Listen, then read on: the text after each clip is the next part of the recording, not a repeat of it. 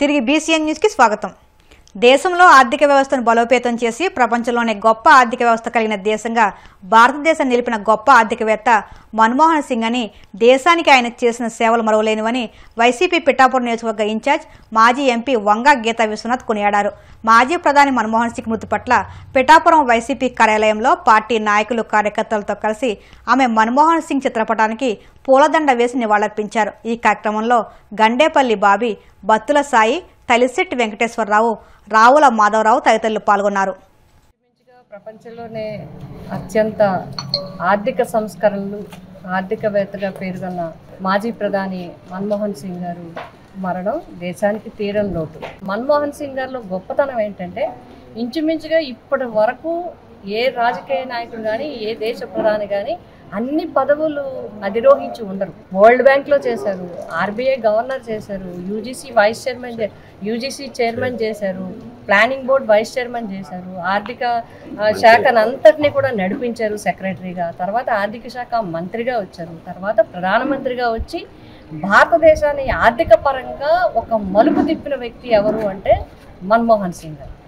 ఆర్థికంగా అత్యంత మేధావి ఆయన. కొన్ని చట్టాలు ఆయన టైంలో రావటం అనేది నిజంగా పేద వర్గాలందరికీ, విజయనగరం కానీ, మన ప్రాంతాల్లోని విజయనగరం, శ్రీకాకుళం, విశాఖపట్నంలో కొంత ప్రాంతం అంతా కూడా, అదేవిధంగా రాయలసీమ, తెలంగాణ ఇలాంటి ప్రాంతాల్లో వలసలకు పోయేవారు. అలా లేకుండా మరి మహాత్మా గాంధీ ఉపాధి హామీ పథకాన్ని ఆ రోజు ఆయన బిల్లు పాస్ చేయడం జరిగింది. నాకు కూడా చాలా అనుబంధం ఉంది. నేను అప్పుడు రాజ్యసభ మెంబర్గా ఉన్నాను. నేను రాజ్యసభ మెంబర్ అయినప్పటికీ ఆయన అపోజిషన్ లీడర్గా ఉన్నారు. తర్వాత 2004 నుంచి ఆయన ప్రధానమంత్రి, 2 సంవత్సరాలు ఆయన అధికారంలో ఉన్నప్పుడు, ప్రధానమంత్రిగా ఉన్నప్పుడు కూడా మరి అనేక విషయాలు, అత్యంత సౌమ్యుడు మాత్రమే కాదు, అత్యంత సమ్యమైన వ్యక్తే కాదు, అత్యంత ఎదుటివారికి గౌరవాన్ని ఇచ్చి మానవ సంబంధాలు పెంపొందించడంలో ఆయన్ని మించిన వారు లేరనే విధంగా ఇప్పటికీ కూడా మర్చిపోలేను. అంత మంచి వ్యక్తి. నిజంగా భారతదేశం ఒక సౌమ్యుడైనని, ఒక మంచి ఆర్థికవేత్తని కోల్పోయింది. ఆయన తిరిగి రాలేని లోటు, మరి ఆ లోటు ఎవరు కూడా తీర్చలేరు. ఆయన ఆత్మకు శాంతి చేకూరాలని, అదేవిధంగా కుటుంబానికి మా అందరి తరఫున, వైఎస్ఆర్సీపీ పార్టీ తరఫున, పిఠాపురం నియోజకవర్గ వైఎస్ఆర్సీపీ పార్టీ తరఫున, మా నాయకులు అందరి తరఫున వారికి ఘనంగా కేంద్ర, రాష్ట్ర ప్రభుత్వ పథకాలు, పాలసీలపై అవగాహన పొంది వాటిని వినియోగించుకుని నియోజకవర్గాన్ని అభివృద్ధి పదంలో పయనింప చేద్దామని చింతలపూడి ఎమ్మెల్యే సొంగ రోషన్ కుమార్ పిలుపునిచ్చారు. దీనికోసం ప్రజాప్రతినిధులు, నాయకులు, ప్రజలు ఐక్యంగా ఉంటూ సహకరించాలని విజ్ఞప్తి చేశారు. ఏలూరు జిల్లా జంగారెడ్డిగూడెంలోని ఎంపీడీఓ కార్యాలయ సమావేశ మందిరంలో మండల ప్రజాపరిషత్ సర్వసభ్య సమావేశం నిర్వహించారు. ఎంపీపీ కొదమ జ్యోతి అధ్యక్షతన జరిగిన ఈ సమావేశంలో ఎమ్మెల్యే రోషన్ కుమార్ ముఖ్య అతిథిగా పాల్గొన్నారు.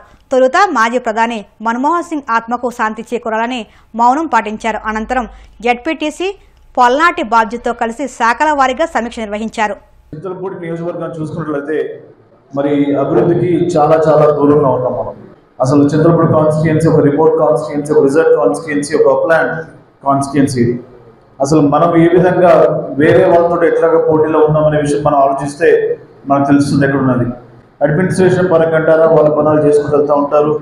కానీ మెయిన్గా మనం ప్రపంచంలో పోటీ పడుతున్నామంటే అది అభివృద్ధితోటే పోటీ పడాలి తప్పించి వేరే విధంగా కాదు.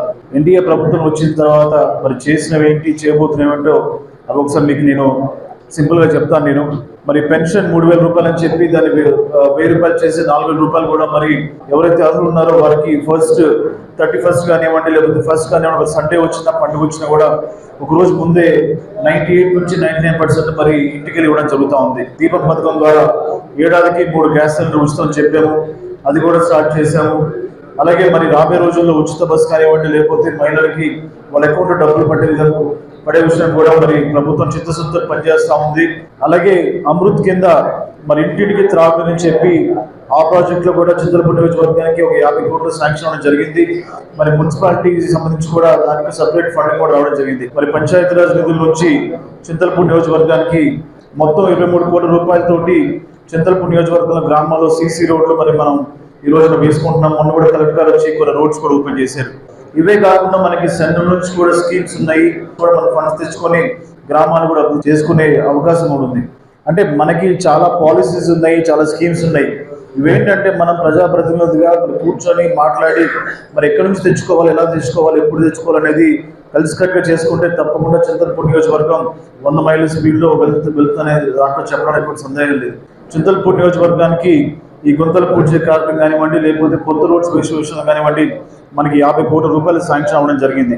మరి మీరు చూడొచ్చు, కొన్ని చోట్ల ఆల్రెడీ వర్క్ స్టార్ట్ అయినాయి. ఏదైనా కూడా సంక్రాంతి కల్లా మరి ఈ యొక్క గుంతలు పూడ్చే ప్రోగ్రామ్ని ఫినిష్ చేయాలని చెప్పి హాట్ హోల్ ఫ్రీ మిషన్ కింద ప్రభుత్వం చిత్తశుద్ధితో పనిచేస్తూ ఉంది. అలాగే ఇంత చెప్పినట్టుగా మరి పట్టణపాలెం కానివ్వండి, బైదర్ కానివ్వండి, కలెక్టర్ బ్రిడ్జ్ కానివ్వండి, ఆ మూడింటికి సంబంధించి కూడా 12 crore రూపీస్ మరి శాంక్షన్ అవ్వడం కూడా జరిగింది. నా గోల్ ఏంటంటే 5 సంవత్సరాల్లో 1000 జాబ్స్ చింతలపూడి నియోజకవర్గానికి ఇవ్వాలని చెప్పి నాకు గోల్. దాంతోపాటుగా ఇండస్ట్రీ సంబంధించి చెప్పాను, నేను మెగా ఇండస్ట్రీ క్లస్టర్ పార్క్ని నేను ప్రపోజల్ పెట్టిన 60% ఫినిష్ అయింది. ఇప్పుడు ల్యాండ్ ఎక్విజిషన్లో మరి అటు ప్రభుత్వం అలాగే కంపెనీ ఎవరైతే వస్తున్నారో బయట కంట్రీ నుంచి డిస్కషన్లో ఉంది. చిత్తశుద్ధితో పనిచేసే నాయకుడు కావాలి, నాయకత్వం కావాలి, దానికి మరి సపోర్ట్ చేసే ప్రజలు కావాలి, ప్రజాప్రతినిధులు. కాబట్టి మిమ్మల్ని కూడా రిక్వెస్ట్ చేస్తున్నాను, మరి నేను ఏదైతే అనుకుంటున్నానో మరి ప్రభుత్వం ఏదైతే మరి ఈ యొక్క ఇండస్ట్రియల్ పాలసీ ద్వారా ఇన్సెంటివ్స్ ఇస్తుందో అవన్నీ కూడా యూజ్ చేసుకొని మనం పార్టీలకు అతీతంగా మరి చింతలపూడిని ఒక రోల్ మోడల్ కాన్స్టిట్యుయెన్సీ చేసే విధంగా మీ అందరూ కూడా మరి సహకరిస్తారని చెప్పి నమ్ముతున్నాను నేను.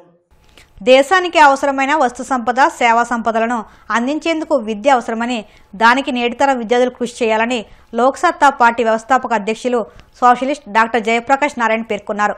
కాకినాడ జిల్లా సామర్లకోట వైఆర్ఎల్ డిగ్రీ కళాశాలలో విద్యార్థులతో ముఖాముఖి కార్యక్రమంలో ప్రముఖ వైద్యులు, రచయిత డాక్టర్ ఆలూరి విజయలక్ష్మితో కలిసి ఆయన పాల్గొన్నారు. ఈ సందర్భంగా ఆయన మాట్లాడుతూ విద్య ద్వారా సంపాదించిన మేధస్సును ధనార్జనకు గాక సమాజానికి మేలు జరిగే విధంగా ఉపయోగించాలన్నారు.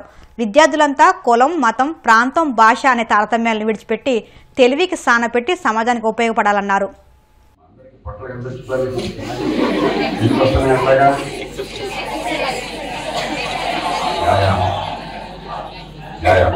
నాలుగోది ఇంకోటి ఉంది, మీ వయసులో పెద్ద ఇబ్బంది లేదు కానీ కొంచెం వయసు పెరిగాక మా అందరికీ పిచ్చి వస్తుంది.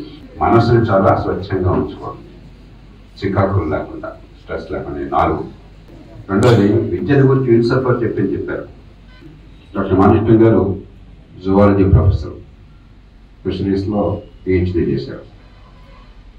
వాళ్ళని అడగండి, జంతువులు చాలా ఉన్నాయి కదా, మనం కూడా జంతువే కదా, మరి ఏ జంతువు కన్నా విద్య ఉన్నదా? ఎందుకు లేదు? మనకు మాత్రమే ఎందుకు ఉంది? ఎవరిని ఆలోచించారా? మనిషికి మాత్రమే ఈ స్కూళ్ళు, ఈ కాలేజీలు, ఈ విద్య, ఈ గొడవ ఎందుకు వచ్చింది? అసలు విచక్షణ జ్ఞానం మనిషి మనం అనుకుంటున్నాం, అది ఉంటే మన రోజు ఇట్లా ఉండవు. మీరు చెప్పినంత కరెక్ట్, కానీ కొంచెం లోతుగా ఎవల్యూషనరీగా ఆలోచించండి. ఎవల్యూషన్ తెలుసు కదా, జీవ పరిణామం, ఆంథ్రోపాలజికల్గా.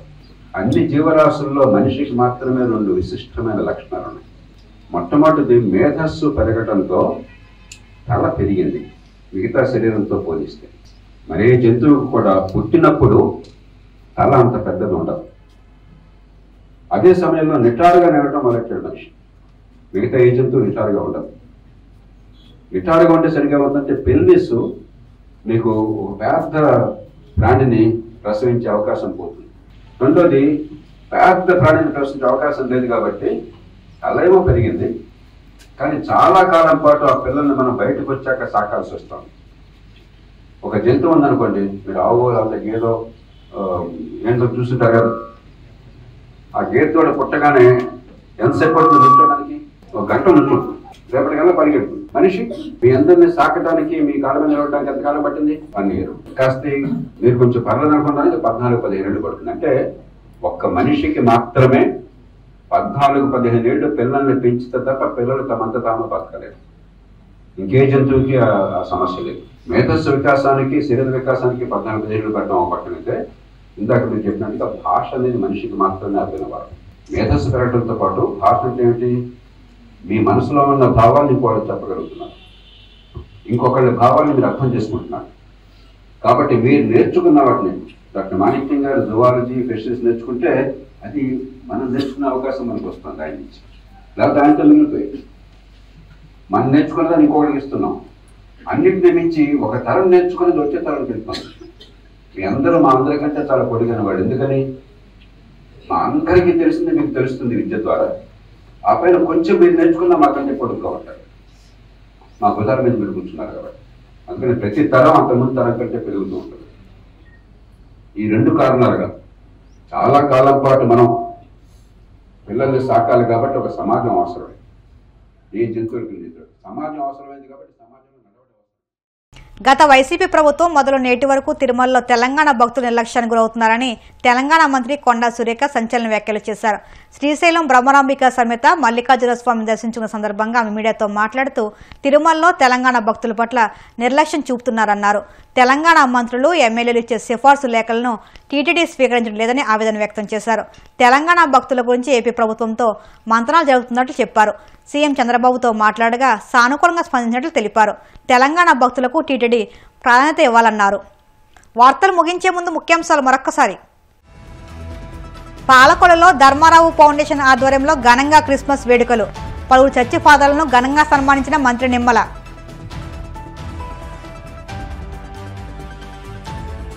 భీమవరంలో ఈవీఎం గోడౌన్ను పరిశీలించిన జిల్లా కలెక్టర్ చదలవాడ నాగరాణి.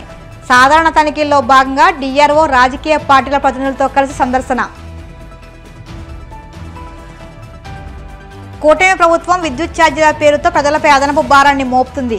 చంద్రబాబు తీరుతో ప్రజలు తీవ్రంగా నష్టపోయారన్న మాజీ మంత్రి పుష్ప శ్రీవాణి.